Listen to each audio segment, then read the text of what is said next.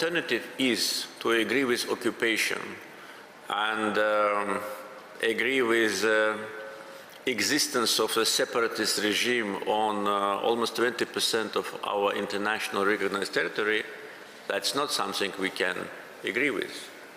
We can agree that there can be no military solution in one case, if you, the Minsk Group co-chairs, the leading countries of the world, permanent members of United Nations Security Council, will force occupational forces of Armenia to withdraw from our lands.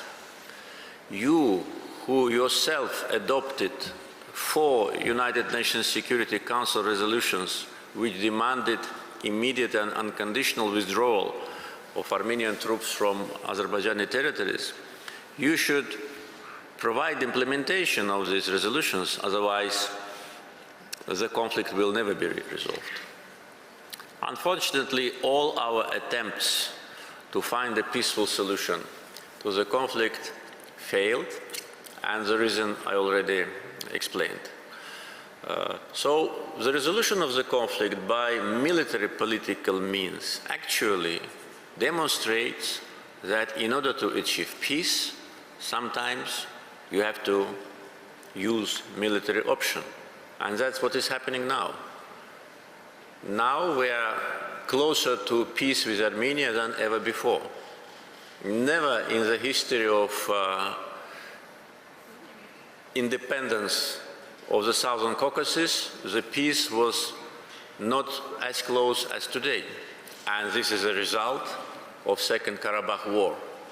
This is a result of anti-terror operation which we held last September for less than 24 hours and put an end to separatism forever in Azerbaijan and restored our sovereignty and territorial integrity.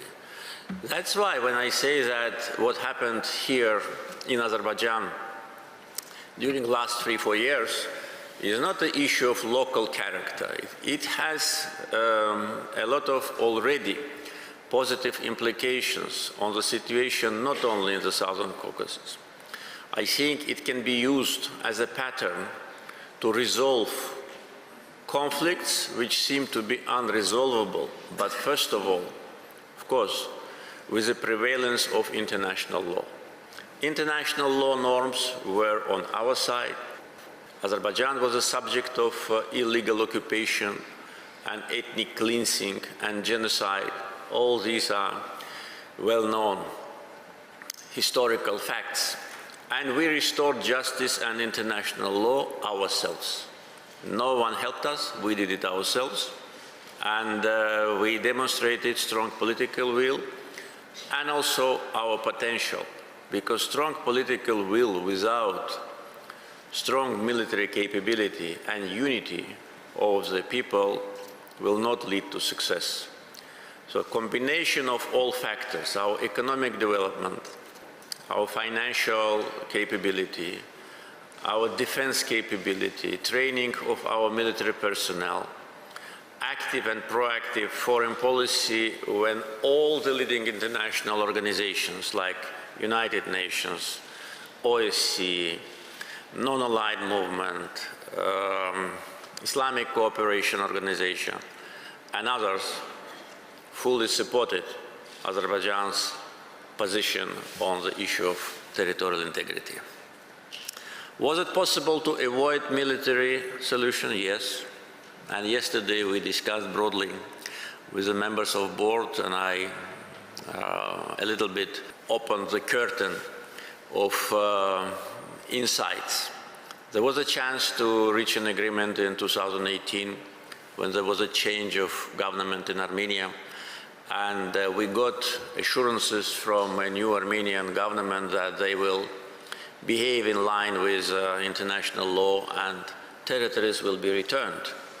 We had those expectations, and if at that time Armenian new government would have preferred to behave as they do it now, then there would have been no need to restore our sovereignty by force. But unfortunately, in 2019, Armenian new leadership put forward absolutely unacceptable proposals like Azerbaijan have to negotiate with separatists. All what has been elaborated as a basis for peace agreement should be wiped out, and everything should start from scratch. And Armenia is not going to return 1 centimeter of occupied territories. And moreover, the famous slogan articulated by Armenian Prime Minister that Karabakh is Armenia, first, it's absolute violation of international law, and second, it was too ambitious for a country which thought that they may keep our lands forever. So we had to teach them a lesson in 2020, September, November, and we thought that this lesson is enough for them to understand that the time when they could rely on foreign forces and keep the lands of other countries under occupation has gone. Was there opportunity to achieve peace during the last 3-4 years? Yes, only if Armenia behaved constructively with respect to our proposal of draft of peace agreement and did not insist on incorporation into this peace agreement so-called Nagorno-Karabakh Republic status. First, this kind of republic do not exist. It exists only in their dreams and in their mythology. And second, our position again was totally in line with international law. In interstate agreements, issues of internal politics should not be present. Based on the Capitulation Act, which Armenia had to sign on 10 November 2020, they obliged to withdraw their occupational forces from remaining part of Karabakh, which at that time was not under our control. But for 3 years they did not do it. Not only they did not withdraw almost 15,000 of their military contingent, but they smuggled weapons, mines, ammunition to Karabakh, taking advantage of the situation when we did not control in the aftermath of the Second Karabakh War, the communication. After we started to control the communication, of course, the smuggling have stopped, but nevertheless, during the last anti-terror operation, destroyed and taken as a trophy military ammunition, including heavy weapons and armored vehicles. Cost and worth is close to $1 billion. During the Second Karabakh War, military trophies and what has been eliminated during the war cost was close to $5 billion. And the question is, where did Armenia get all those money? Of course, it's clear that all the weapons they were using against us were given to them free of charge. Now, when Karabakh issue is closed, now we are very close to peace. That's what we think. And Azerbaijan is ready to continue peace process. Meetings at the level of foreign ministers of both countries now resumed, and we think that peace is reachable. That is what we want. We restored historical justice and international law, and now it's time to put an end to hostility in the region.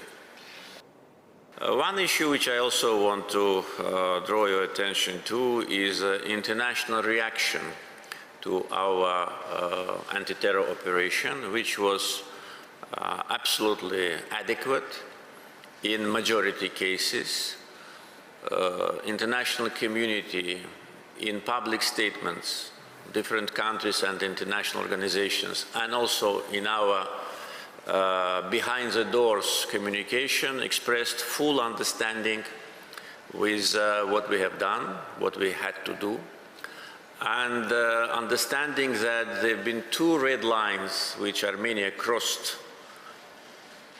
prior to our anti-terror operation, in general, reaction of international community was absolutely positive. To inform you about some details, just want to say what happened in the beginning of September and why anti-terror operation happened in September, because in the beginning of September, Armenian Prime Minister sent a congratulatory letter to separatist regime in Karabakh, congratulating them with so-called independence.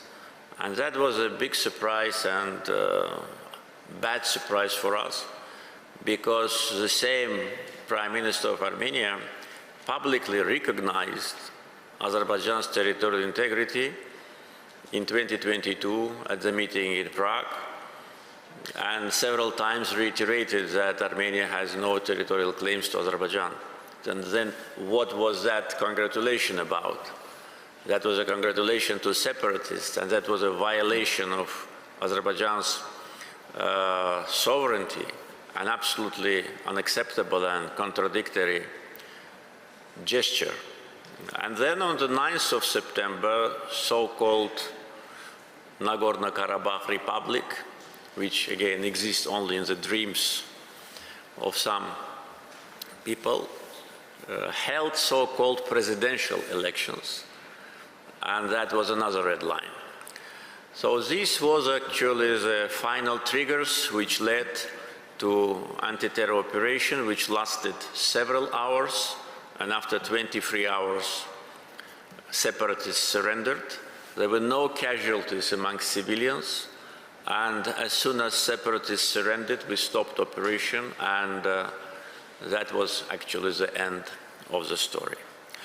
Talking about international reaction, unfortunately, I have to mention position of one country which is absolutely in contradiction with international community, and this is France. I regret it very much, because relations between Azerbaijan and France since beginning of 90s developed in a positive direction. There have been numerous high-level visits, a lot of business contacts, 13 cities from each country had agreement, and they were named brother cities. But reaction of French government to Second Karabakh War and anti-terror operation was absolutely inadequate. There were 5 attempts to bring this issue to the Security Council of United Nations and to impose sanctions on Azerbaijan for what we have not done. We did not do anything in contradiction with international law. All these 5 attempts failed because other members of Security Council did not support that. After that, there were several attempts to sanction Azerbaijan in European Union, and those attempts also failed. European Union majority countries did not support that. And unfortunately, what happened after that is absolutely beyond normal understanding. There was an act of vandalism in France, in the city of Evian, which used to be a brother city to one of the cities of Azerbaijan. And the monument of the Azerbaijani poetess Natavan was vandalized. Just want to show you the monument and the red color and the broken nose, and this happened in France as a result of the failure to sanction Azerbaijan in Security Council and EU. And after that, what happened? The authorities did not try even to wash out the color or to restore the monument, and what they've done, they've just wrapped it. And in this wrapped position, It stayed for more than 1 or 2 months. And all our requests to the French authorities through our embassy and other channels, and to the mayor's office of Evian to stop continuing the vandalism, because wrapping it like this and keeping it there without even attempt to clean this red color is a vandalism in itself. And there was no reaction, neither from French government nor from Evian authorities. Then we started to insist that allow us to evacuate it, because this is an insult to us, this is a humiliation. And in the country like France, which pretends to be a moral leader, in many cases, things like that are unacceptable. But it took us, again, several months to be able to evacuate it from Evian and bring it to the garden of Azerbaijani Cultural Center in Paris, where now Natavan is staying. This is just illustration of what we are facing after we restored our sovereignty. And this is illustration about double standards. France, which declared that they will send troops to Ukraine to help Ukraine to restore its territorial integrity, tries to punish Azerbaijan for our restoration of territorial integrity. Another topic which I want just to bring to your attention, and we discussed it broadly yesterday, it is a COP29. We count very much on NGIS to be active partner of Azerbaijan in preparation and during the conference. COP29 in Azerbaijan is a recognition of Azerbaijan's efforts with respect to green transition. As I said many times, including public comments, the fact that we have oil and gas is not our fault, and we should not be criticized for that. I think those who try to criticize us and those who made the adopted decision to award us with this honor to host this global event should understand that it is our intention to contribute to the issue of climate. And all what we are doing with respect to green transition already has its practical results. Last October, we inaugurated the biggest in the area of Caucasus and Central Asia solar power plant, 230 megawatts. 2 more are now in the process of construction and in preparation. Our plans until 2030 is to have a generating potential of 5,000 megawatts of renewables. And this is absolutely realistic because many contracts and MOUs have been signed. We actively work now on building the green energy cable from Caspian to Black Sea and further down to Europe. And the feasibility study of that project is almost ready. So COP29 will be for us first chance to demonstrate that the country which lives independently and do not depend on anyone can successfully develop. It is a demonstration of our right policies that Azerbaijan pursues for the last 30 years. And also, from a practical point of view, it will be a chance for us to contribute to solidarity, because 4 years of our chairmanship in non-aligned movement created a very special atmosphere in this second after UN international institution of 120 countries. With 9 members of EU, Azerbaijan signed declarations on strategic partnership. We are members of Islamic Cooperation Organization with more than 50 members. So we have capability in bringing together different countries, and that is what is needed now to address the issues of climate. I don't want to take much of your time. I know that you have a very busy program. I will conclude now, once again, expressing gratitude to all our participants for being with us, especially to NGIS, and wish the forum success. Thank you.